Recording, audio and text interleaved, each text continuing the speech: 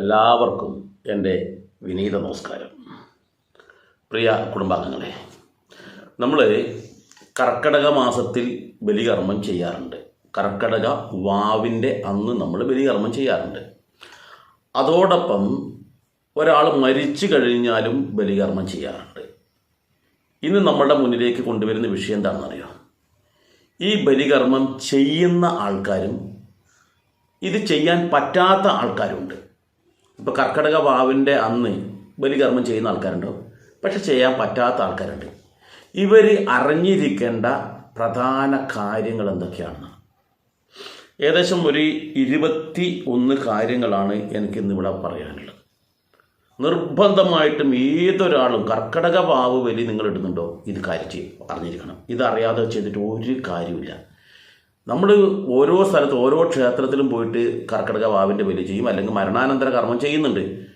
പക്ഷേ നമ്മളത് അറിയാതെ ചെയ്തു കഴിഞ്ഞാൽ അതിന് ഒരു ഗുണവും ഉണ്ടാവില്ല, വെറുതെ നമ്മുടെ സമയം പോകും എന്ന് മാത്രം. നമ്മൾ ചെയ്യുന്ന കാര്യത്തിന് ഗുണം കിട്ടണമെന്ന് വിചാരിച്ചിട്ടാണല്ലോ നമ്മൾ ചെയ്യുന്നത്. അപ്പോൾ ഇത് അറിയാതെ ചെയ്തിട്ട് എന്താ കാര്യം? കുറേ ആൾക്കാർ നമ്മളെ തെറ്റിദ്ധരിപ്പിക്കാറുമുണ്ട്. അപ്പോൾ ഞാൻ പറയുന്നത് എന്താണെന്ന് വെച്ചാൽ, ഈ പറയുന്ന കാര്യങ്ങൾ, ഈ 21 കാര്യങ്ങളും നിങ്ങൾ എഴുതി വെക്കുന്നത് ഉത്തമമാണ്. അല്ലെങ്കിൽ മനസ്സിൽ കുറിച്ച് പിന്നെ അടയാളപ്പെടുത്തണം. അതല്ലെങ്കിൽ ഈ വീഡിയോ നിങ്ങൾ സേവ് ചെയ്ത് വെക്കണം. കാരണം വെച്ചാൽ ഇത് അത്യാവശ്യമാണ്. ജീവിതത്തിൽ ഇന്നല്ലെങ്കിൽ നാളെ നമുക്ക് ഉപകരിക്കുന്നതാണ്. അതുകൊണ്ട് നാളെ ഇനി വേറൊരാളുടെ ചോദിച്ചാൽ അത് അബദ്ധമായി പോകരുത്.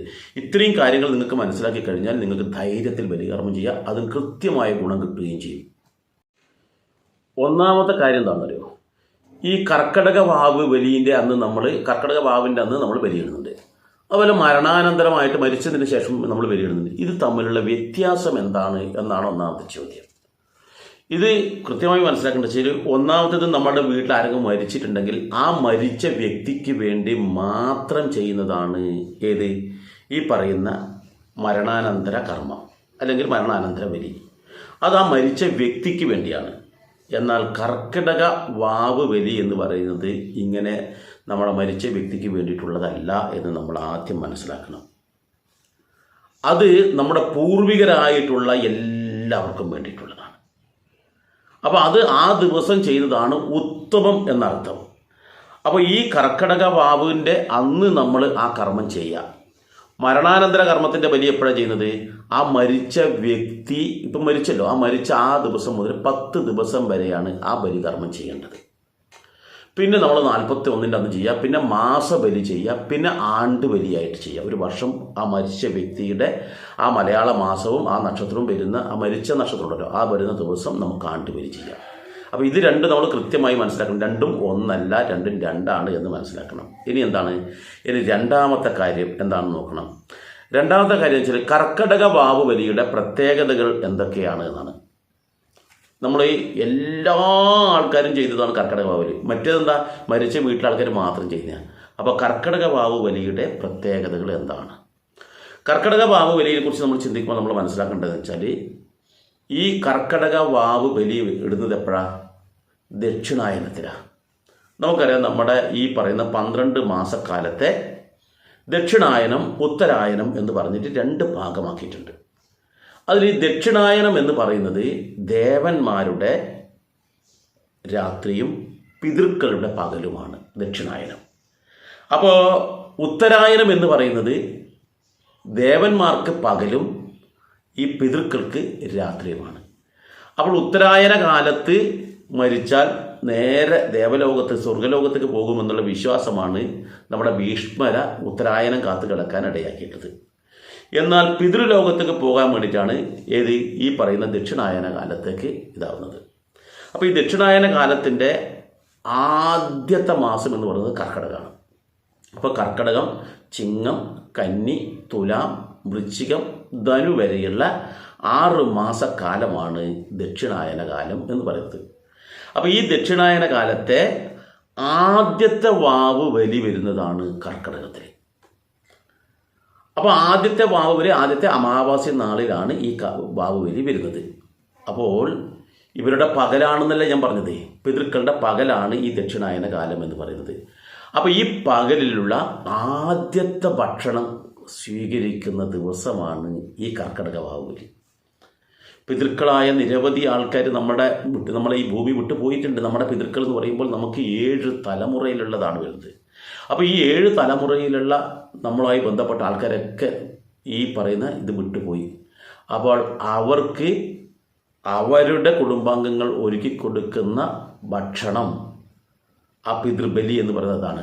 അത് സ്വീകരിക്കുന്ന ആദ്യത്തെ ഒരു വർഷത്തെ അല്ലെങ്കിൽ ഒരു ദിവസം, അവരുടെ ഒരു ദിവസത്തെ ആദ്യത്തെ ഫുഡാണ്.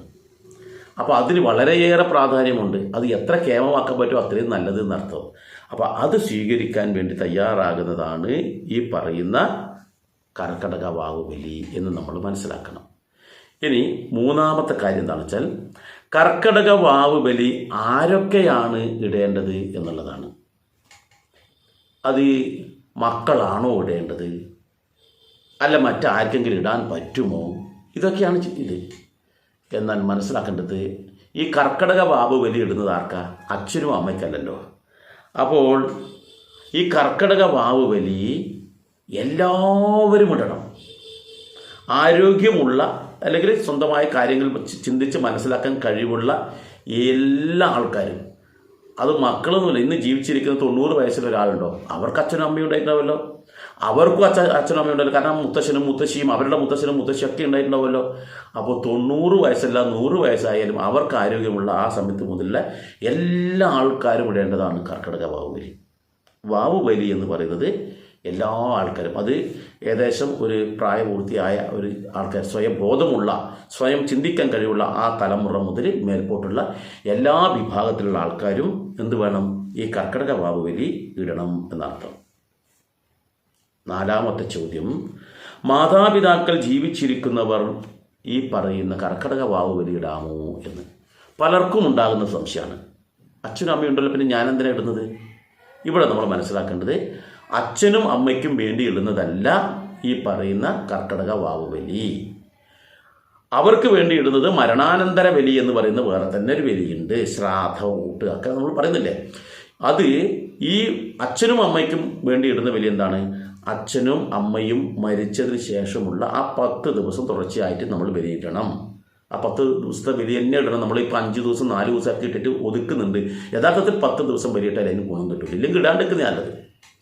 അപ്പോൾ ആ 10 ദിവസം ബലിയിട്ട് പിന്നെ നമ്മൾ 41ൻ്റെ ഒരു ബലിയിട്ട് പിന്നെ മാസാമാസം അതേ നക്ഷത്രത്തിലാണ് നമ്മൾ വീണ്ടും ബലിയിട്ട് പിന്നെ എല്ലാ വർഷവും ആ ആണ്ടിൻ്റെ അന്ന് മരിച്ച ആ മാസത്തിലെ ആ നക്ഷത്രം വരുന്നില്ലേ ആ ദിവസം നമ്മൾ ബലിയിടും. ഇതാണ് മരിച്ച അച്ഛനോ അമ്മയ്ക്കോ വേണ്ടി ഇടുന്നത്, അല്ലെങ്കിൽ ഭർത്താവിന് വേണ്ടി അല്ലെങ്കിൽ ഭാര്യയ്ക്ക് വേണ്ടി ഇടുന്നത്. എന്നാൽ ഇതങ്ങനെയല്ല. ഇത് അച്ഛനും അമ്മയും ജീവിച്ചിരിപ്പുണ്ടെങ്കിൽ പോലും അവരുടെ അച്ഛനും അമ്മയും മരിച്ചിട്ടുണ്ടല്ലോ, അവരുടെ അച്ഛനും അമ്മയും മരിച്ചിട്ടുണ്ട്. അപ്പോൾ ഈ പറയുന്ന 7 തലമുറയിൽപ്പെട്ട എല്ലാവർക്കും വേണ്ടി ഇടുന്നതായതുകൊണ്ട് മാതാപിതാക്കൾ ജീവിച്ചിരിക്കുന്ന ആൾക്കാരും നിർബന്ധമായിട്ട് എന്ത് വേണം? ബലികർമ്മം ചെയ്യണം. അഞ്ചാമത്തെ എന്താണെന്ന് വെച്ചാൽ, ഈ മരണാനന്തര ബലി ആരൊക്കെയാണ് ഇടേണ്ടത് എന്നാണ്. മരണാനന്തര ബലിയാണ്. നേരത്തെ ഈ കർക്കടക ബലിയല്ല, മരണാനന്തര ബലിയാണ്. എന്ന് വെച്ചാൽ നമ്മുടെ വീട്ടിൽ ഒരാൾ മരിച്ചുപോയി, ആ മരിച്ച ആൾക്കാർക്ക് ആരൊക്കെയാണ് ബലിയിടേണ്ടത്? നമ്മൾ ബലിയിടുന്നുണ്ടോ ഇല്ലയോ എന്നല്ല, പക്ഷെ അത് നമ്മൾ അറിഞ്ഞിരിക്കണ്ടേ. അപ്പോൾ ഒരാൾ മരിച്ചു, അയാൾ മരിച്ചു കഴിഞ്ഞാൽ അവരുടെ മക്കളാണ് ഒന്നാമത് ബലിയിടേണ്ടത്. അത് ആൺമക്കളുണ്ടോ പെൺമക്കളുണ്ടോ എന്നില്ല, മക്കളെല്ലാവരും ഇടുന്നതാണ് ആ ആത്മാവിന് സന്തോഷം. ചില ആൾക്കാർ മൂത്ത ആളിട്ടാൽ മതി, അല്ല, എല്ലാ ആൾക്കാരും ഇടണം. ഇപ്പം നമ്മൾ ഒരു ആശുപത്രിയിൽ കിടക്കയിൽ ആണുള്ളത്. ആ ആശുപത്രി കിടക്കയിൽ ഉണ്ടാകുമ്പോൾ അവിടെ മൂത്ത മകൻ വരുന്നതാണോ നിങ്ങൾക്ക് സന്തോഷം? എല്ലാ മക്കളും ഒന്നിച്ച് വരുന്നതാണോ സന്തോഷം? 100% ഉറപ്പാണ്, എല്ലാ മക്കളും ഒന്നിച്ച് വരുന്നതാണ്. അതുപോലെ ഈ മരിച്ച വ്യക്തിക്ക് വേണ്ടി ബലികർമ്മം ചെയ്യുമ്പോൾ ആ എല്ലാ ആൾക്കാരും ഒന്നിച്ചിടണം എന്നുള്ളതാണ് യാഥാർത്ഥ്യം. എല്ലാവരും. അത് മക്കളുണ്ടാകാം, അത് പെൺമക്കളും ആൺമക്കളും ഉണ്ടാകാം. ഇനി അവർക്ക് മക്കളുണ്ടെങ്കിൽ അവരും ഇടാം, അവർക്ക് മക്കൾക്കും ഇടാന്നർത്ഥം. ഇനിയോ മക്കളില്ലാത്ത ആൾക്കാരാണ്, എന്ത് ചെയ്യും? മക്കളില്ലാത്ത ആൾക്കാരാണെങ്കിൽ അവരുടെ സഹോദരന്മാർക്കിടാം. ഇനി മക്കളുണ്ടെങ്കിലും സഹോദരന്മാർക്ക് ഇടുന്നതിൽ തെറ്റുണ്ടോ? തെറ്റില്ല. ഇനി അതുമല്ല, ഈ സഹോദരന്മാരും മക്കളും ഇല്ല, അങ്ങനെയാണെങ്കിൽ എന്ത് ചെയ്യും? ഭർത്താവാണ് മരിച്ചതെങ്കിൽ ഭാര്യയ്ക്കിടാം, ഭാര്യയാണ് മരിച്ചതെങ്കിൽ ഭർത്താവിനിടാം, ഒരു തെറ്റുമില്ല. ഇനി ഭാര്യയും ഭർത്താവും ഇല്ലാത്ത ഒറ്റത്തടിയായി ജീവിക്കുന്ന ആളാണ്, മക്കളുമില്ല, അങ്ങനെയാണെങ്കിൽ അടുത്ത ബന്ധുക്കൾ ആർക്ക് വേണമെങ്കിലും ഇടാം. ഇനി അതല്ലെങ്കിൽ സുഹൃത്തുക്കൾക്കിടാം. നമ്മുടെ ഈ വിശ്വാസവുമായിട്ട് അവർക്ക് നന്മ കിട്ടണമെന്ന് ആഗ്രഹിച്ചിട്ട് ആർക്ക് വേണമെങ്കിലും ഇടാന്നർത്ഥം, സുഹൃത്തുക്കൾക്കും ഇടാം. ഇനി സുഹൃത്തൊന്നുമല്ല, അച്ഛനില്ല, അല്ലെങ്കിൽ മക്കളില്ല, സഹോദരങ്ങളില്ല, ഭാര്യയില്ല, ഭർത്താവില്ല, ഒരു അനാഥ ശവമാണ്, അങ്ങനെയാണെങ്കിലും ആ ഏതെങ്കിലും ഈ കർമ്മത്തിൽ വിശ്വാസമുള്ള ഏതെങ്കിലും ഒരാൾക്ക് വേണമെങ്കിൽ അവർക്ക് വേണ്ടി ബലിയിടാം. കാരണം അങ്ങനെ ബലിയിടുമ്പോൾ ഇവർക്ക് അത്രയേറെ പുണ്യമാണ് എന്നും കൂടി പറയുന്നുണ്ട് ഗരുഡ പുരാണത്തിൽ. അപ്പോൾ ഇന്ന് ആൾക്കാരെ ബലിയിടാൻ പാടുള്ളൂന്നില്ല, ആർക്ക് വേണമെങ്കിലും ബലിയിടാം എന്നർത്ഥം. അപ്പോൾ ഇനിയുള്ളത് 6ാമത്തെ ചോദ്യമാണ്. കർക്കടക വാവ് ബലിയിൽ ആരെയൊക്കെയാണ് സ്മരിക്കേണ്ടത്? നമ്മൾ കർക്കടക വാവ്, തുലാഭാവൊക്കെ നമ്മളുടെ ഈ വാവിൻ്റെ അന്ന് ബലിയിടുന്നുണ്ടല്ലോ. ആ ബലികർമ്മത്തിൽ ആരെയൊക്കെയാണ് നമ്മൾ സ്മരിക്കേണ്ടതാണ് വളരെ പ്രധാനമായിട്ടുള്ള ചോദ്യമാണ്. ഇവിടെ നമ്മൾ ബലികർമ്മം ചെയ്യുന്ന സമയത്ത് അച്ഛനില്ലാത്ത ആൾക്കാരാണ്, അച്ഛൻ മരിച്ചു പോയതാണെങ്കിൽ അച്ഛനെ സ്മരിക്കുക, അവരുടെ അച്ഛൻ ജീവിച്ചിരിപ്പില്ലെങ്കിൽ അവരെ സ്മരിക്കുക, അവരുടേതും അങ്ങനെ 7 തലമുറയിൽപ്പെട്ട അച്ഛൻ്റെ അമ്മയും അച്ഛനും, അച്ഛനും അമ്മയും, അച്ഛനും അമ്മയും, അവരുടെ അച്ഛൻ്റെ അച്ഛൻ്റെ അച്ഛൻ്റെ അച്ഛൻ്റെ 7 തലമുറ. അതേപോലെ തന്നെ അമ്മ ജീവിച്ചിരിപ്പില്ലെങ്കിൽ അമ്മയെ സ്മരിക്കാം. ജീവിച്ചിരിപ്പെങ്കിൽ വേണ്ട, അവർ ജീവിച്ചിരിപ്പുണ്ടെങ്കിൽ അടന്നോട്ടെ, അവരുടെ അമ്മയും അച്ഛനും ഉണ്ടാവുമല്ലോ, ആ 2 പേർക്കും അച്ഛനും അമ്മയും ഉണ്ടാവുമല്ലോ. അങ്ങനെ 7 തലമുറയിൽപ്പെട്ട ആ തലമുറയിലെ അച്ഛനെയും അമ്മമാരെയും മുത്തശ്ശനും മുത്തശ്ശിയും അങ്ങനെയുള്ള തലമുറയിൽപ്പെട്ട എല്ലാവരെയും സ്മരിക്കാവുന്നതാണ്. ഇനി ഇത് മാത്രമല്ല കേട്ടോ, നമ്മുടെ കല്യാണം കഴിച്ച സമയത്ത് ഞാനിപ്പം ഇടുകയാണെങ്കിൽ എൻ്റെ ഭാര്യയുടെ അമ്മയ്ക്ക് വേണ്ടി ഇടാം, അവരെ സ്മരിക്കാം, അവരുടെ അച്ഛനെയും അമ്മയും നമുക്ക് സ്മരിക്കാം, അങ്ങനെ ഭാര്യയുടെ കുടുംബാംഗങ്ങളെ സ്മരിക്കാം. അച്ഛൻ 2ാമത് വിവാഹം കഴിച്ചതാണ്, അതിലൊരു ഭാര്യയുണ്ട്, ആ ഭാര്യയ്ക്ക് വേണ്ടി ചെയ്യാം. ഇനി ഇത് മാത്രമല്ല, ഈ അച്ഛനും അമ്മയും മാത്രമല്ല, നമ്മുടെ അച്ഛൻ്റെ സഹോദരങ്ങളുണ്ട്, അമ്മയുടെ സഹോദരങ്ങളുണ്ട്, അവർക്കെല്ലാം നമ്മൾ ഈ മരിച്ചു പോയത് അങ്ങനെ അവരെയും സ്മരിക്കാം.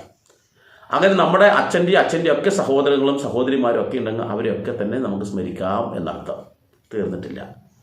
ഇത് കൂടാതെ നമ്മുടെ ബന്ധുജനങ്ങളായ ആൾക്കാരുണ്ട്, നമ്മുടെ തന്നെ ബന്ധുജനങ്ങൾ, ആരോ ആയിക്കോട്ടെ, ഈ അച്ഛൻ്റെ അനിയൻ്റെ ഭാര്യയാണ്, അവരുടെ മക്കളാണ്, അങ്ങനെയുള്ള ബന്ധുക്കളൊക്കെ വരും. അച്ഛൻ്റെ സഹോദരനാവാം, അമ്മയുടെ സഹോദരന്മാരാവാം, അങ്ങനെയുള്ള നമ്മുടെ ബന്ധുജനങ്ങൾ ആരൊക്കെയാണോ അവരൊക്കെ.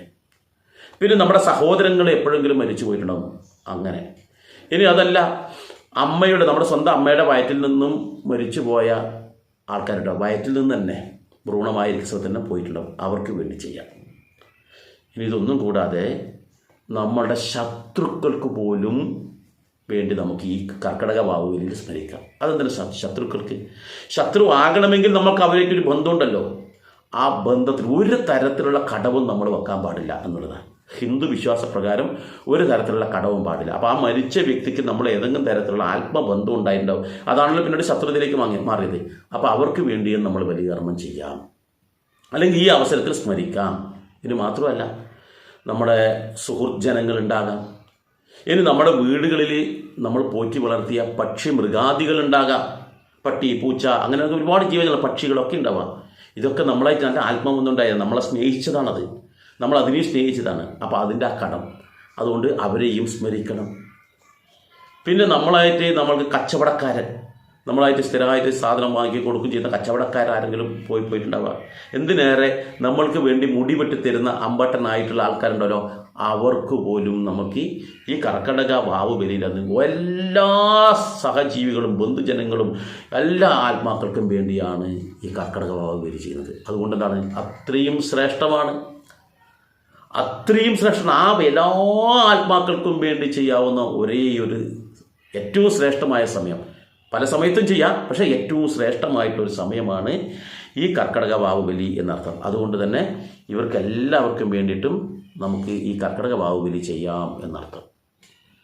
അടുത്ത ചോദ്യം 7ാമത്തേതാണ്. കർക്കടക വാവ് ബലി എത്ര തലമുറയ്ക്ക് വേണ്ടിയാണ് ചെയ്യുന്നത് എന്നാണ് ചോദിക്കുന്നത്. നേരത്തെ മരണാനന്തര കർമ്മത്തിൻ്റെത് പറഞ്ഞു, ഇവിടെ നമ്മൾ ചെയ്യുന്നത് 7 തലമുറയ്ക്കാണ്. അച്ഛൻ്റെ 7 തലമുറ, അമ്മയുടെ 7 തലമുറ. അച്ഛൻ്റെ 7 തലമുറ പറയുമ്പോൾ ഞാൻ നേരത്തെ പറഞ്ഞിട്ടുണ്ട്, അച്ഛൻ്റെ അച്ഛനും അമ്മയും. ആ 2 ആൾക്കാർക്കും അച്ഛനും അമ്മയും ഉണ്ടാവും. ആ 4 പേർക്കും അച്ഛനമ്മയുണ്ടാവും. ആ 8 പേർക്കും അച്ഛനമ്മയുണ്ടാവും. അതുപോലെ തന്നെ അമ്മയുടേതും. അങ്ങനെയുള്ള 7 തലമുറയിൽപ്പെട്ടിട്ടുള്ള ആൾക്കാർക്ക്. ഇതിൽ ആർക്കെങ്കിലും ആത്മശാന്തി കിട്ടാത്ത ആൾക്കാരുണ്ടെങ്കിൽ അവർക്ക് വേണ്ടിയാണ് ഈ കർമ്മം ചെയ്യുക. മറ്റു പലരും വേറെ ഏതെങ്കിലും തരത്തിൽ പുനർജന്മം കിട്ടി പോയിട്ടുണ്ടാവും. അതല്ല, ആത്മശാന്തി കിട്ടാത്ത ഏതെങ്കിലും ഒരു ആത്മാവുണ്ടെങ്കിൽ അത് നമുക്ക് തടസ്സമാകരുത് എന്നുള്ളത് കൊണ്ടാണ് ഇങ്ങനെയുള്ള കാര്യങ്ങൾ ചെയ്യുന്നതിൽ ഒന്നാമത്തെ കാര്യം. 8ാമത്തെ ചോദ്യം എന്താ അറിയോ? എന്തിനാണ് ഈ കർക്കിടക വാവ് ബലി ചെയ്യുന്നത്? കടങ്ങൾ എന്നൊക്കെ നേരത്തെ പറഞ്ഞിട്ടുണ്ട്. എന്നാലും ഒരു സംശയം, അത് എന്തിനാണ് ചെയ്യുന്നത്? അതുകൊണ്ട് നമുക്കെന്താണ് ഗുണം? ഇതാണ് ചോദ്യം. നമ്മൾ മനസ്സിലാക്കേണ്ടതെന്ന് വെച്ചാൽ, ഈ 7 തലമുറയിൽപ്പെട്ടിട്ടുള്ള ആൾക്കാരുടെ DNA ജീൻ നമ്മുടെ ശരീരത്തിലുണ്ട്. ഉറപ്പാണ്. എന്ന് വെച്ചാൽ നമ്മുടെ ഏതെങ്കിലും ഒരു ബന്ധു മരിച്ചു കഴിഞ്ഞാൽ നമ്മുടെ കുടുംബാംഗമാണോ എന്ന് തെളിയിക്കണമെങ്കിൽ DNA ടെസ്റ്റ് നടത്തിയാൽ മനസ്സിലാവും. അപ്പോൾ അത് നമ്മുടെ ശരീരത്തിലുണ്ട്. അത് ആരിൽ നിന്ന് കിട്ടിയതാ? ഈ പിതൃക്കളിൽ നിന്ന് കിട്ടിയതാ. ആ ഒരു കടം നമുക്കുണ്ടേ. ഇത് കൂടാതെ ഈ 7 തലമുറയിൽപ്പെട്ട ആൾക്കാരുടെ പലതരത്തിലുള്ള മാനസികവും ശാരീരികവുമായിട്ടുള്ള ഗുണങ്ങൾ നമ്മളിൽ എത്തിയിട്ടുണ്ടാവും. ചിലപ്പോൾ നമ്മുടെ ആൾക്കാർ പറയുന്നുണ്ട്, അത് ഓൻ്റെ അച്ഛൻ്റെ സ്വഭാവമാണ് അവന് കിട്ടിയത്, അല്ലെങ്കിൽ എൻ്റെ മുത്തച്ഛൻ്റെ സ്വഭാവമാണ് ഈ മോന് കിട്ടിയത്, അല്ലെങ്കിൽ മോൾക്ക് കിട്ടിയത്. അതേ സ്വഭാവം, എന്നാൽ അതേ രൂപം എന്നൊക്കെ പറയാറുണ്ട്. മുത്തച്ഛനെ പോലെയാണ്, അല്ലെങ്കിൽ മുത്തശ്ശിയെ പോലെയാണ് നമ്മുടെ മക്കൾ. അപ്പോൾ അവരുടെ മാനസികവും ശാരീരികവുമായ ഗുണങ്ങളൊക്കെ ഈ പറയുന്ന തലമുറയിലെ ആൾക്കാർക്ക് വന്നിട്ടുണ്ടാവും, നമുക്ക് വന്നിട്ടുണ്ട്. അപ്പോൾ അതിന് അവരോട് നമുക്കൊരു കടപ്പാടുണ്ട്. ആ കടപ്പാട് തീർക്കുക, അവരെ സ്മരിക്കുക. കാരണം അവരിലൂടെയാണ് എനിക്ക് ഈ ശരീരവും ഈ മനസ്സും എല്ലാം കിട്ടിയിട്ടുള്ളത്. അപ്പോൾ അതുകൊണ്ട് തന്നെ അവരെ സ്മരിച്ച് അവരെ ഓർത്ത് ഇരിക്കാനുള്ളൊരു ദിവസം. അതാണ് ഈ കർക്കിടക വാവ് ബലിയുടെ ഏറ്റവും വലിയ പ്രത്യേകത. അത് ഓർമ്മ പുതുക്കൽ ദിവസമാണ് എന്ന് കൂടി നമ്മൾ മനസ്സിലാക്കാം. അടുത്തത് 9ാമത്തേത്. ഈ ബലികർമ്മം ചെയ്യുന്നത് മരിച്ച ആൾക്ക് മോക്ഷം കിട്ടാൻ വേണ്ടിയാണോ എന്നാണ് ചോദ്യം. 9ാമത്തെ. നമ്മുടെ ബഹുഭൂരിപക്ഷം വീഡിയോ നമ്മൾ നോക്കിക്കഴിഞ്ഞാലും അല്ലെങ്കിൽ ഗ്രന്ഥങ്ങൾ എടുത്ത് നോക്കിക്കഴിഞ്ഞാൽ നമ്മൾ പറയും അത് മോക്ഷം കിട്ടാൻ വേണ്ടിയിട്ടാണ്. നമ്മൾ ഈ ബലികർമ്മം ചെയ്താൽ ആ മോക്ഷം കിട്ടാത്ത ആൾക്കാർക്ക് മോക്ഷം കിട്ടുമെന്നാണെങ്കിൽ തെറ്റാണ്. എൻ്റെ വ്യക്തിപരമായ അഭിപ്രായമാണ്. പൊങ്കാലയുടെ നാളാകിൽ ഇട്ടോളൂ. എന്താണെന്ന് വെച്ചാൽ, ജീവിച്ചിരിക്കുന്ന അവസരത്തിൽ വെറും തമ്മാടിയായിട്ട് നാട്ടുകാർക്കും വീട്ടുകാർക്കും ദോഷം ചെയ്ത് വെറും വൃത്തികെട്ടവനായും വൃത്തികെട്ടവളായി നടന്നു എന്നിരിക്കട്ടെ. എന്നിട്ട് മരിച്ചു കഴിഞ്ഞിട്ട് മക്കൾ ഈ കർമ്മം ചെയ്താൽ അവർക്ക് മോക്ഷം കിട്ടുന്നുണ്ടെങ്കിൽ, അവരുടെ എല്ലാ പാവങ്ങളും നശിച്ചാലല്ലേ മോക്ഷം കിട്ടുക. അപ്പോൾ അവർക്ക് മോക്ഷം കിട്ടുന്നുണ്ടെങ്കിൽ പിന്നെ ജീവിച്ചിരിക്കുന്നതൊക്കെ എന്ത് തോന്നിയ അവസ്ഥ തമ്മാടിത്വം ചെയ്യാലോ. അപ്പോൾ അങ്ങനെയല്ല. താൻ നിരന്തരം ചെയ്യുന്ന കർമ്മത്തിൻ്റെ ഫലം താൻ അനുഭവിച്ചിടുകയെന്നേ വരുമെന്ന് രാമായണത്തിൽ പറയുന്നുണ്ട്. അപ്പോൾ ഇവർ എന്താണോ ചെയ്യുമ്പോൾ ചെയ്ത കർമ്മം, ആ കർമ്മത്തിനനുസരിച്ച് അവരനുഭവിക്കുക തന്നെ വേണം. അവർക്ക് മോക്ഷം കിട്ടില്ല. മോക്ഷം കിട്ടണമെന്നുണ്ടെങ്കിൽ നമ്മൾ ഇന്നീ പറയുന്ന തരത്തിലുള്ള കർമ്മങ്ങളൊന്നും ചെയ്താൽ പറ്റില്ല. അതിന് നമുക്ക് ഗുണകരമായിട്ടോ ദോഷകരമായിട്ടോ ഒരു കർമ്മവും നമ്മൾ ചെയ്യാതിരിക്കണം. എന്ന് വെച്ചാൽ ഫലേച്ഛ കൂടാതെ കർമ്മം ചെയ്യുന്ന ആൾക്ക് മാത്രമേ മോക്ഷം കിട്ടൂലൂ. ജീവിച്ചിരിക്കുമ്പോൾ ഒരു ഫലവും പ്രതീക്ഷിക്കാതെ നമ്മൾ കർമ്മം ചെയ്താൽ മാത്രമാണ് മോക്ഷം കിട്ടുക എന്നാണ് പറയുന്നത്. അപ്പോൾ ഈ ജീവിച്ചിരിക്കുമ്പോൾ നമ്മളെല്ലാവരും ഫലയിച്ച കൂടാതെ ജീവിക്കുന്നില്ല. പലതും ആഗ്രഹിച്ചിട്ടും മറ്റുള്ളവരെ ദ്രോഹിക്കുകയും പറ്റിക്കുകയും ഒക്കെ ചെയ്തിട്ടുണ്ട്. അതിലെല്ലാം ഫലം നമ്മൾ അനുഭവിക്കണം. അപ്പോൾ പിന്നെ എന്താണ് ഇവർക്ക് കിട്ടുന്നത്? മോക്ഷം ഒരിക്കലും നമുക്ക് ഉണ്ടാക്കി കൊടുക്കാൻ കഴിയില്ല. അത് നമ്മൾ ആദ്യം ഓർമ്മ കേട്ടോ. നമ്മുടെ അച്ഛനമ്മക്കോ മറ്റുള്ളവർക്കോ മോക്ഷം കിട്ടാനാണ് ഈ കർമ്മം ചെയ്യുന്നത് അല്ല, മറിച്ച് അവർക്കുള്ള ആത്മശാന്തി നേടിക്കൊടുക്കാൻ വേണ്ടിയാണ്. ആത്മാവിനൊരു ശാന്തി ഈ കർമ്മം കിട്ടും. കാരണം ഭക്ഷണം കിട്ടാത്തക്ക് ഭക്ഷണം കിട്ടുമ്പോൾ എന്തായാലും സുഖം ഉണ്ടാവുക, ഒരു സന്തോഷം ഉണ്ടാവും. അതുപോലെ ഈ ആത്മാവിന് ഒരു സമാധാനം, ശാന്തി, അല്പൊരു സന്തോഷം കിട്ടാൻ വേണ്ടിയാണ് ഈ കർമ്മം നമ്മൾ ചെയ്യുന്നത്. ഇനി വേറൊരു കാര്യം പറയാം. മരിച്ച ആൾക്കാരെല്ലാവരും ഇങ്ങനെ വരുന്നുണ്ടോ എന്ന് നോക്കണം. മരിച്ച ആൾക്കാർ നമ്മുടെ വിശ്വാസപ്രകാരം എന്താണ്, ഒരു വർഷം കഴിയുമ്പോൾ തന്നെ അവരുടെ കർമ്മഫലത്തിനനുസരിച്ച് അവരെന്തായി തീർന്നു, അവർ പുനർജന്മം എടുത്തു. ഈ പുനർജന്മം എടുത്തു കഴിഞ്ഞാൽ പിന്നെ നമ്മൾ ഇവിടെ ബലികർമ്മം അവർക്ക് വേണ്ടി ചെയ്യുന്നുണ്ടല്ലോ എന്ന് നമ്മൾ ചിന്തിക്കും. എന്തിനാ? നമുക്കറിയില്ല അവർ പുനർജന്മം എടുത്തോ ഇല്ലയോ എന്നില്ല. അവരുടെ കർമ്മഫലത്തിനനുസരിച്ച് ആ കർമ്മഫലം ചിലപ്പോൾ അനുഭവിച്ചു കൊണ്ടിരിക്കുന്നുണ്ടാവാം. അപ്പോൾ അങ്ങനെയുള്ള ആൾക്കാർ ആശ്വാസത്തിന് വേണ്ടിയാണ് നമ്മളിത് ചെയ്യുന്നത്. പലരും പുനർജന്മം കിട്ടിപ്പോയിട്ടുണ്ടാവാം. പുനർജന്മം കിട്ടാത്ത എത്രയോ ആത്മാക്കളുണ്ടാവും. അവർക്ക് വേണ്ടിയാണ് നമ്മൾ എന്ത് ചെയ്യുന്നത്, ഈ പറയുന്ന ബലികർമ്മം ചെയ്യുന്നത്, കർക്കിടക വാവിൻ്റെ അന്ന് ചെയ്യുന്നത് എന്ന് നമ്മൾ മനസ്സിലാക്കുക. ഇനി 10ാമത്തത്, ആർക്കൊക്കെ ബലിയിടാൻ പറ്റില്ല. കർക്കിടക വാവിൻ്റെ ആ ബലികർമ്മം ഉണ്ടല്ലോ, അത് ആർക്കൊക്കെയാണ് ചെയ്യാൻ പറ്റാത്തത് എന്നുള്ളതാണ് ചോദ്യം. നമ്മളിപ്പം എല്ലാവരും ഇടണമെന്ന് പറയുന്നുണ്ട്. അപ്പോൾ ഒരു കാര്യം, വാലായ്മയുള്ള ആൾക്കാർ ഈ ബലികർമ്മം ചെയ്യാൻ പാടില്ല. കാരണം അവരുടെ ഈ വാലായ്മയുള്ളവർക്ക് പോലും അശുദ്ധിയാണ്. നമ്മൾ ചെയ്യുന്ന ശബ്ദം ശുദ്ധിയോടുകൂടി വേണം ബലികർമ്മം ചെയ്യാൻ. അപ്പോൾ വാലായ്മയുള്ളവർ അശുദ്ധി ആയതുകൊണ്ട് തന്നെ അവർക്ക് ഈ കർമ്മം ചെയ്യാനുള്ള അധികാരമില്ല. രണ്ടാമത്തതോ, ആർത്തവ സ്ത്രീകൾ ഇത് ചെയ്യാൻ പാടില്ല. ആർത്തവ സ്ത്രീകൾ അശുദ്ധയായിട്ടല്ല, അത് മനസ്സിലാക്കണം. ആർത്തവ സ്ത്രീകൾ എന്ന് പറഞ്ഞാൽ ഗർഭം ധരിക്കാൻ പ്രാപ്തയായ അവളാണ്. അപ്പോൾ അവളെ ശ്രേഷ്ഠയായിട്ടാണ് കണക്കാക്കുന്നത്. അതുകൊണ്ട് തന്നെ അവളെ ആ അവസരത്തിൽ ദേവിയായിട്ടാണ് കണക്കാക്കുന്നത്. അപ്പോൾ ആ ആർത്തവമായിരുന്ന സമയത്ത് അവൾ പരിപൂർണ വിശ്രമത്തിൽ സന്തോഷവതിയായിട്ടിരിക്കാൻ വേണ്ടത് എന്നർത്ഥം. അപ്പോൾ ആ പരിപൂർണ വിശ്രമം കൊടുക്കുന്ന അവസരത്തിൽ അവർ ഇത്തരത്തിൽ ഒരു ചടങ്ങും ഒരു കർമ്മവും വീട്ടിൽ നിന്നായാൽ പോലും ഒരു ഗ്ലാസ് വെള്ളം പോലും എടുത്ത് കഴിക്കാൻ പാടില്ല എന്ന് പണ്ടിൽ ആൾക്കാർ പറയാറ്. അതുകൊണ്ട് അവർക്ക് പരിപൂർണ വിശ്രമത്തിനായിട്ട് അവരൊരു മുറിയിൽ ഇരുത്തുകയാണ് ചെയ്യുക. അവർ മറ്റുള്ള ഒരു കർമ്മവും ചെയ്യാണ്ട് നീ വിശ്രമിച്ചോളൂ എന്ന് പറഞ്ഞിട്ട്. അപ്പോൾ അവർ ഇത് ചെയ്യാൻ പാടില്ല. പിന്നെയോ, പൂർണ്ണ ഗർഭിണിയായ സ്ത്രീ ബലികർമ്മം ചെയ്യാൻ പാടില്ല. എന്തുകൊണ്ട് പൂർണ്ണ ഗർഭിണി എന്ന് പറഞ്ഞാൽ അവർക്ക് ഈ കർമ്മം ചെയ്തുകൊണ്ടിരിക്കുമ്പോഴാണ് പെട്ടെന്ന് ഗർഭവേദന അല്ലെങ്കിൽ പ്രസവ വേദന വന്നെങ്കിൽ ആ കർമ്മം പൂർത്തീകരിക്കാൻ പറ്റില്ല. അപ്പോൾ അതുകൊണ്ട് അവർ പൂർണ്ണ ഗർഭിണിക്കും ഇത് പറഞ്ഞിട്ടില്ല. അപ്പോൾ അതല്ലാതെ പൂർണ്ണ ഗർഭിണി അല്ലാത്ത ഗർഭിണിയാണെങ്കിൽ പോലും അവർക്ക് ചെയ്യാം എന്നർത്ഥം. പിന്നെയോ, കിടപ്പ് രോഗികൾക്ക് കർമ്മം ചെയ്യാൻ കഴിയില്ല, അതുകൊണ്ട് അവർ ചെയ്യാൻ പാടില്ല. പിന്നെ പകർച്ചവ്യാധികളുള്ള ആൾക്കാർ, പകർച്ചവ്യാധിയാണ്, ഇപ്പോൾ കൊറോണയാണ്, പകർച്ചവ്യാധിയാണ്, അവർ ജനങ്ങളായിട്ട് സംസർഗം പാടില്ലല്ലോ, അതുകൊണ്ട് ചെയ്യാൻ പാടില്ല. പക്ഷെ അവർക്ക് ചെയ്യാം. എങ്ങനെ അറിയാം? സ്വന്തം വീട്ടിൽ വെച്ചിട്ട് ആരുമില്ല, അവർ മാത്രമേ ഉള്ളെങ്കിൽ അവർക്ക് ചെയ്യാം, അല്ലാതെ ചെയ്യാൻ പാടില്ല എന്നർത്ഥം. അപ്പോൾ ഇത്തരക്കാർക്ക് ഒരു കാരണവശാലും എന്ത് ചെയ്യാൻ പാടില്ല? ഈ പറയുന്ന കർക്കിടക വാവ് ബലി, ഇനി അതല്ല മരണാനന്തര കർമ്മമായാലും ഇവർ ചെയ്യാൻ പാടില്ല. ഇങ്ങനെയുള്ള ആൾക്കാർക്ക് അടുത്ത ചോദ്യം എന്താണെന്നറിയോ? 11ാമത്തെയാണ്, അന്യമതസ്ഥർക്ക് ബലിയിടാമോ എന്നുള്ളതാണ്. 100% ഉണ്ടാകും. വിശ്വാസമുള്ള ആർക്ക് വേണമെങ്കിലും ബലികർമ്മം ചെയ്യാം. അത് അന്യമതസ്ഥർക്കൊന്നുമില്ല, ആർക്ക് വേണമെങ്കിലും ചെയ്യാം. 12ാമത്തത്, കർക്കിടക വാവ് ബലിയിടാൻ പറ്റാത്ത ആൾക്കാർക്ക് പിന്നീട് എപ്പോഴാണ് ബലിയിടാൻ പറ്റുക? ഇപ്പോൾ ഞാൻ നേരത്തെ പറഞ്ഞതുപോലെ പകർച്ചവ്യാധികൾ, വാലായ്മ, ആർത്തവം, പൂർണ്ണ ഗർഭിണി, ഇങ്ങനെയുള്ള ആൾക്കാരൊക്കെ ഉണ്ടാവും. അവർക്ക് ആ ബലിയിടാൻ പറ്റിയില്ല, അല്ലെങ്കിൽ ഏതെങ്കിലും കാരണവശാൽ അവർ നാട്ടിലെത്തിച്ചേരാൻ പറ്റിയില്ല, അല്ലെങ്കിൽ അവർ നിൽക്കുന്നിടത്ത് അതിൻ്റെ സൗകര്യം ഇല്ലാണ്ടായിപ്പോയി. എന്ത് ചെയ്യാൻ പറ്റും? വിഷമിക്കേണ്ട. തൊട്ട് അടുത്ത അമാവാസി വരുമല്ലോ, ആ വാവുണ്ടല്ലോ, ആ വാവിൻ്റെ അന്ന് അവർക്ക് കർമ്മം ചെയ്യാം, ഒരു തെറ്റുമില്ല. ഇനി 13ാമത്തത്, ബലികർമ്മം എത്ര കാലം ഇടണം എന്നാണ് ചോദ്യം. ഈ പറയുന്ന കർക്കിടക വാവ് ബലിയുടെ കർമ്മമായാലും ആണ്ട് ബലിയായാലും മരണാനന്തരമായിട്ട് നമ്മൾ ആണ്ട് ബലി സ്ഥിരമായി ചെയ്യുന്ന ആളാണ്, അവർ എത്ര വർഷക്കാലം ചെയ്യണമെന്നാണ് ചോദ്യം. ചില ആൾക്കാർ പറയാറുണ്ട് 13 വർഷക്കാലം ചെയ്യണം എന്നൊക്കെ പറയാറുണ്ട്. അങ്ങനെയൊന്നുമില്ല കേട്ടോ. ചെയ്യേണ്ടതെന്ന് വെച്ചാൽ നമ്മൾ ഈ കർമ്മം ചെയ്യുമ്പോൾ അത് നമുക്ക് ആരോഗ്യമുള്ളിടത്തോളം നമുക്ക് ചെയ്യാം. ആരോഗ്യമില്ലെങ്കിൽ നമുക്ക് ചെയ്യാൻ പറ്റില്ലല്ലോ.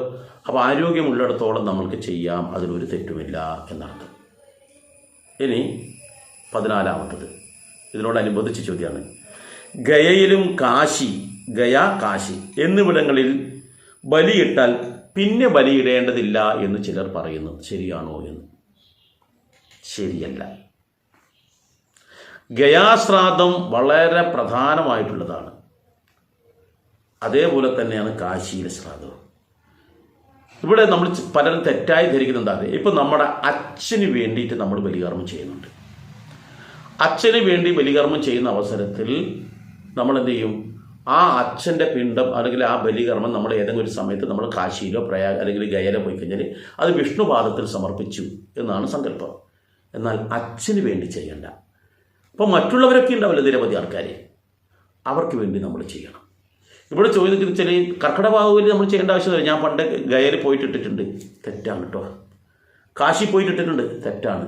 എന്തെന്നാൽ നമ്മൾ ഈ വർഷം ബലിയിട്ടു, ഈ വർഷം എല്ലാവർക്കും നമ്മൾ ബലിയിട്ട് കഴിഞ്ഞാൽ അടുത്ത വർഷം അതിൻ്റെ അല്ലെങ്കിൽ അടുത്ത ദിവസമാണല്ലോ അവരെ സംബന്ധിച്ചിടത്തോളം പിതൃക്കൾക്ക് ഒരു ദിവസം പറക്കുന്നത് കർക്കിടക വാവിലൊന്നും അവരെ ആത്മാക്കൾ വീണ്ടും വരില്ലേ. അവരെ എവിടെയും സമർപ്പിച്ചില്ല. നമ്മൾക്കറിയില്ല ആരൊക്കെയാണ് കിട്ടിയത് കിട്ടാത്തതെന്ന് നമുക്കറിയില്ല. ആത്മശാന്തി നേടിയത് ആരൊക്കെയാണെന്ന് നമുക്കറിയില്ല. എന്തായാലും ആർക്കൊക്കെ പുനർജന്മം കിട്ടിയെന്നും നമുക്കറിയില്ല. അപ്പോൾ പുനർജന്മം കിട്ടാത്ത എല്ലാവർക്കും നമ്മൾ ചെയ്യണം. ഇനി അതുമല്ല, ഇനി ഇവർ പറയുന്നത് പ്രകാരം എല്ലാവർക്കും പുനർജന്മം കിട്ടി, അവരെല്ലാം മോക്ഷത്തിലേക്ക് അല്ലെങ്കിൽ വേറെ എത്ര പോയി നിൽക്കട്ടെ, ഈ ബലികർമ്മം വിട്ടതിൻ്റെ പിറ്റേ ദിവസം ആരെങ്കിലും മരിച്ചിട്ടുണ്ടാവും. നമ്മൾ ഗയയിൽ തന്നെ ഇട്ടു, പിറ്റേ ദിവസം ഇട്ടിട്ടുണ്ടാവും. അതിനുശേഷം ഇട്ടിട്ടുണ്ടാവും നമ്മളെ ബന്ധുജനങ്ങളോ സുഹൃത്തുക്കളോ അല്ലെങ്കിൽ പക്ഷിമൃഗാദികളോ ആരെങ്കിലും അതിനുശേഷം എത്ര തവണ മരിച്ചിട്ടുണ്ട്. ഞാൻ മുമ്പ് ഗയയിൽ ഇട്ടിട്ടുണ്ട്, അവിടെ എനിക്ക് ഇടണ്ട എന്ന് പറഞ്ഞാൽ എന്താ അർത്ഥമല്ലേ? അപ്പോൾ അത് വിശ്വസിക്കാൻ പറ്റില്ല, അതങ്ങനെ ചെയ്യേണ്ട ആവശ്യമില്ല. നമ്മൾ ഇടുന്നുണ്ടെങ്കിൽ ഗയയിലല്ല എവിടെ ബലിയിട്ടാലും നമ്മൾ ഈ കർക്കിടക വാവുബലി നമ്മൾ ചെയ്യണം. ഗയയിൽ നമ്മൾ ഏതെങ്കിലും വ്യക്തിയെ സങ്കല്പിച്ചുകൊണ്ട് അവരവിടെ സമർപ്പിച്ച് കഴിഞ്ഞാൽ ചെയ്യണമെന്നില്ല, അല്ലെങ്കിൽ കാശിയിൽ ചെയ്യണമെന്നില്ല.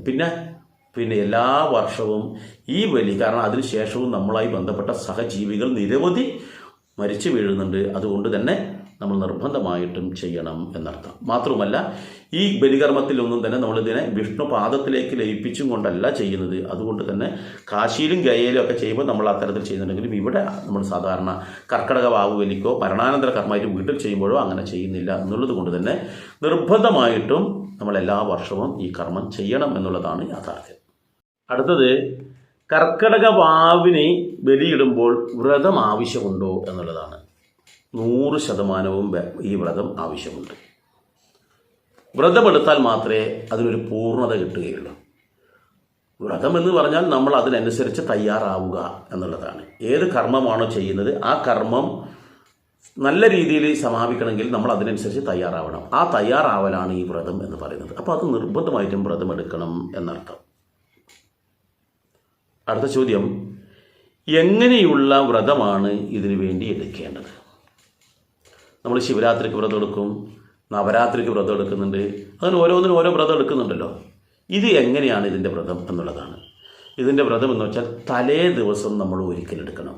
അന്നത്തെ ദിവസമല്ല കേട്ടോ. തലേ ദിവസം ഒരിക്കലെടുത്തിട്ട് ഉച്ചക്കുള്ള ഭക്ഷണം അത് നമ്മൾ ഒരു നേരം ഭക്ഷണം കഴിക്കുക, രാത്രി ഭക്ഷണം കഴിക്കരുത്. ഈ തലേ ദിവസം മുതൽ വ്രതം നമുക്ക് ആവശ്യമാണ്. അപ്പോൾ ആ വ്രതത്തിൻ്റെ പ്രത്യേകത വെച്ചാൽ 1 കളവ് പറയരുത്, 2 ആരോടും ദേഷ്യപ്പെടരുത്, 3 ആരെയും പരിഹസിക്കരുത്. ഈ 3 കാര്യം നമ്മൾ പ്രധാനമായി ശ്രദ്ധിക്കുക. പിന്നെയോ ലഹരി ഉപയോഗിക്കാൻ പാടില്ല. ലഹരി ഉപയോഗിച്ചുകൊണ്ട് നമ്മൾ ഈ കർമ്മം ചെയ്യരുത്. അത് ലഹരിയായിട്ട് മദ്യമാവാം, മയക്കുമരുന്നാവാം, എന്തും ആവാം. അപ്പോൾ ഈ സാധനം നമ്മൾ ഉപയോഗിക്കരുത്. പിന്നെ ഒരു നേരം മാത്രം ഭക്ഷണം കഴിക്കുക, രാത്രി ഭക്ഷണം കഴിക്കരുത്. രാവിലെ എഴുന്നേറ്റ് കുളി കഴിഞ്ഞ് ഭക്ഷണം കഴിക്കാതെ വേണം, ഒരു ഇതും കഴിക്കാതെ വേണം പരമാവധി നേരത്തെ തന്നെ ഈ കർമ്മം ചെയ്യാം. ഈ കർമ്മം ചെയ്തതിന് ശേഷം നിങ്ങൾക്ക് പിന്നെ കുളിച്ച് ഭക്ഷണം കഴിക്കുന്നതിൽ തെറ്റില്ല. അപ്പം ഇതാണ് ഇതിനു വേണ്ടി ചെയ്യേണ്ട വ്രതത്തിൻ്റെ ചെറിയൊരു പതിപ്പ്.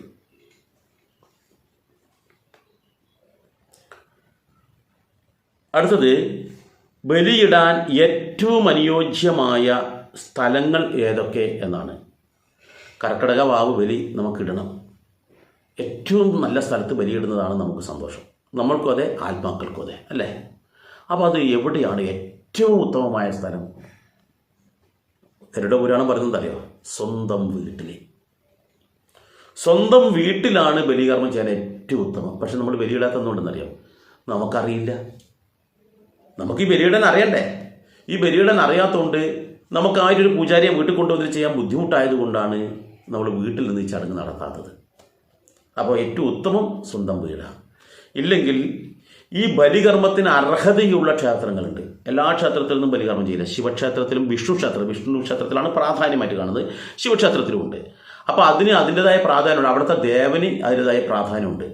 ഇപ്പം എല്ലാ സ്ഥലത്തും നമ്മളതങ്ങനെ ചെയ്യുന്നുണ്ട്. പക്ഷെ അതിന് പ്രാധാന്യമുള്ള ക്ഷേത്രങ്ങളിലേ നമ്മൾക്ക് ചെയ്യാം. ശിവക്ഷേത്രത്തിലും വിഷ്ണു ക്ഷേത്രത്തിലും നമുക്ക് ചെയ്യാം. ഇപ്പോൾ ചില ദേവീക്ഷേത്രങ്ങളിലും ചെയ്തു വരുന്നുണ്ട്. അപ്പോൾ ഏറ്റവും പ്രധാനം വെച്ചാൽ സ്വന്തം വീട്ടിൽ നിന്ന് ബലികർമ്മം ചെയ്യുന്നതാണ് എന്നുകൂടി നമ്മൾ മനസ്സിലാക്കാം. ഇനി വീട്ടിൽ നിന്നും ബലിയിടുന്നതിൻ്റെ ഗുണം എന്താണ്? ഏറ്റവും ഉത്തമം വീട്ടിൽ നിന്ന് ബലിയിടുന്നതാണെന്ന് പറഞ്ഞു. എന്നാൽ ഈ വീട്ടിൽ നിന്ന് ബലിയിടുന്നതിൻ്റെ ഗുണം എന്താണെന്നാണ് ചോദിക്കുന്നത്. എന്താണെന്ന് വെച്ചാൽ, നമ്മുടെ വീട്ടിൽ നമുക്കുള്ള സ്വാതന്ത്ര്യം നമുക്ക് മറ്റൊരു വീട്ടിൽ പോയാൽ കിട്ടുമോ? ക്ഷേത്രത്തിൽ പോയാൽ കിട്ടുമോ? കിട്ടില്ല. അപ്പോൾ നമ്മുടെ വീട്ടിൽ നിന്നും നമ്മൾ ബലിയിടുമ്പോൾ ഈ പിതൃക്കൾ നമ്മളായിട്ട് ബന്ധമുള്ളതാണല്ലോ, നമ്മളെ വീടായിട്ട് ബന്ധമുള്ളതാണല്ലോ. എൻ്റെ മോൻ്റെ വീടാണ് എന്നുള്ള അധികാരം അവർക്കുണ്ടല്ലോ. അപ്പോൾ അവർക്ക് ഏറ്റവും കൂടുതൽ സന്തോഷം സ്വന്തം ആ കർമ്മം ചെയ്യുന്ന ആളുടെ വീട്ടിലേക്ക് പോവുക എന്നുള്ളതാണ്. ഇവിടെ നമ്മൾ പറയുന്നത് എന്താണെന്ന് വെച്ചാൽ, ഈ ബലികർമ്മം ചെയ്യുന്നത് ഒരു വർഷത്തിൽ അവരുടെ പകലാണല്ലോ ഈ ദക്ഷിണായനം എന്ന് പറയുന്നത്. അപ്പോൾ ഈ ദക്ഷിണായനത്തിൽ ഈ ബന്ധുക്കളെ കാണാൻ വേണ്ടി വരുന്നു എന്നുള്ള, ഒറ്റവരെ കാണാൻ വേണ്ടി വരുന്നു എന്നുള്ളതാണ് സങ്കല്പമായിട്ട് ചില ആൾക്കാർ പറയുന്നത്. നമ്മൾ പറയുന്നത് എന്താണ്? അവരുടെ ഓർമ്മ പുതുക്കലാണ് എന്ന് നമ്മളിപ്പോഴുള്ള ആൾക്കാരും പറയും. ബഹുഭൂരിപക്ഷം ആൾക്കാർ പറഞ്ഞാൽ ഈ ദിവസം പിതൃലോകത്തു നിന്നും ആ ആത്മാക്കൾ തൻ്റെ ഉറ്റവരെ കാണാനായിട്ട് എത്തിച്ചേരുന്നു എന്നാണ്. അങ്ങനെ ഒരു സങ്കല്പം പറഞ്ഞു കേൾക്കുന്നുണ്ട്. ഞങ്ങൾ പറയുന്നത് വെച്ചാൽ സ്വാഭാവികമായിട്ടും അവരുടെ ഓർമ്മ പുതുക്കലായിട്ടാണ് സങ്കല്പിക്കുന്നത്. അവർ ഓൾറെഡി പുനർജന്മം കിട്ടിപ്പോയാലും അവരുടെ ഒരു ഓർമ്മ, അവരുടെ ജീൻ അല്ലെങ്കിൽ DNA നമ്മളുമായിട്ട് ബന്ധപ്പെട്ട് കിടക്കുന്നുണ്ട്. അവരുടെ ഗുണങ്ങളും ദോഷങ്ങളും നമ്മളുമായിട്ട് ബന്ധപ്പെട്ട് കിടക്കുന്നുണ്ട്. അവരോടുള്ള കടപ്പാടാണെന്ന് നമ്മൾ പറയും. അപ്പോൾ അത്തരത്തിൽ അങ്ങനെ നമ്മളെ കാണാനായിട്ട് വരികയാണെങ്കിൽ നമ്മുടെ വീട്ടിലേക്ക് വരുമ്പോഴുള്ള സ്വാതന്ത്ര്യ പ്രവർത്തനമല്ലേ, അതല്ലേ അവർക്ക് ഏറ്റവും കൂടുതൽ സന്തോഷം. അതുകൊണ്ടാണ് ഈ പിതൃകർമ്മം ചെയ്യുന്നത് സ്വന്തം വീട്ടിൽ വെച്ച് ചെയ്യുന്നതാണ് ഉത്തമം എന്ന് പറയുന്നത് എന്നർത്ഥം. അടുത്തത്, ബലികർമ്മം കഴിഞ്ഞാൽ ക്ഷേത്ര ദർശനം നടത്താമോ എന്നുള്ളതാണ്. ഇവിടെ മനസ്സിലാക്കേണ്ടതെന്ന് വെച്ചാൽ 100% ക്ഷേത്ര ദർശനം നടത്താം. പക്ഷേ ബലികർമ്മം കഴിഞ്ഞാൽ കുളിച്ചതിന് ശേഷം മാത്രമേ ഈ പറയുന്ന കർമ്മം ചെയ്യാം. ക്ഷേത്ര ദർശനം നടത്താം. ക്ഷേത്രത്തിൽ നിങ്ങൾക്ക് കയറാം, പക്ഷെ കുളി കഴിഞ്ഞതിന് ശേഷം മാത്രം. സ്വന്തം ഭവനത്തിലെ പൂജാമുറിയിൽ കയറണമെന്നുണ്ടെങ്കിലും കുളി കഴിഞ്ഞതിന് ശേഷം മാത്രം. അപ്പോൾ ക്ഷേത്രത്തിൽ ദർശനം നടത്തുന്നതുകൊണ്ട് യാതൊരു തെറ്റുമില്ല എന്നർത്ഥം. നമ്മൾ ശ്രദ്ധിക്കേണ്ടതെന്ന് വെച്ചാൽ, ഈ വാവ് ബലി ഒരുക്കുന്ന അവസരത്തിൽ ഇത്തരം കാര്യങ്ങൾ നമ്മൾ കൃത്യമായിട്ട് മനസ്സിലാക്കണം.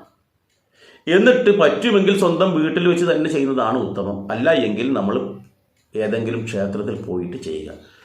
ക്ഷേത്രത്തിൽ പോകുമ്പോൾ നമ്മൾ അവിടെ ക്യൂ നിന്ന് അവരുടെ ചിട്ടാവട്ടങ്ങളൊക്കെ മനസ്സിലാക്കിയിട്ട് ചെയ്യണം. മാത്രവുമല്ല, ക്ഷേത്രത്തിൽ ചെയ്യുന്ന സമയത്ത് അവർ ചെയ്യുന്ന ചടങ്ങുകളും കാര്യങ്ങളൊന്നും നമുക്ക് അറിയണമെന്നില്ല.